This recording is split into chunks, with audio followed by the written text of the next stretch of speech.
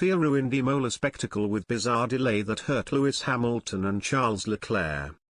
It was another race to forget for Lewis Hamilton, while Charles Leclerc also struggled to compete with the Red Bulls at Imola, and FIA race director Neil Swittich was partly to blame. With a wet track to start on, there was plenty of anticipation of exciting action at Imola. All drivers started on the intermediate tyres with DRS unavailable due to the wet conditions. But the track soon began to dry, with some drivers soon questioning whether to move on to dries. Daniel Ricciardo was first to bite the bullet in putting on the soft compound, and it was quickly apparent that they were the faster tyre to be on. A frenzy ensued in the pits as all drivers came in for slicks with plenty of moves up and down the grid. However, there was still no news of DRS being activated after the first round of pits, and the lack of the extra pace was starting to ruin Hamilton's chances of finishing inside the points. A slow pit stop, as well as an unsafe release from Esteban Ocon, pushed Hamilton back down to 14th on the track.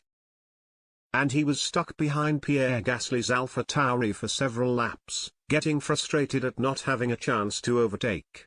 Imola is notoriously tough to overtake on anyway, with limited opportunities to make a move. DRS gives drivers an extra 19 km/h when active, and is usually enough for drivers to overtake heading down the pit straight into Tamburello. But still, the race director refused to activate DRS, and new rules introduced this year meant teams were unable to question race control. It wasn't until lap 35 when DRS was eventually enabled, at which point the tyres had already started to wear off.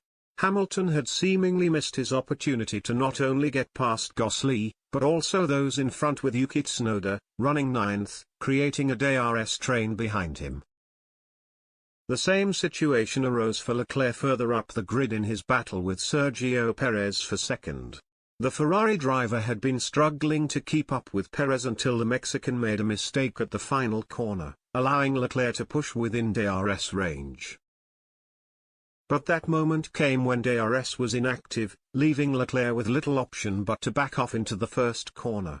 That proved to be his best chance, and then his race was practically over after a mistake at Rivazza, damaging his front wing and forced to pit, which dropped him down to 9th. Both Leclerc and Hamilton had other issues which clearly hampered their race, but the delay in activating DRS certainly played a part.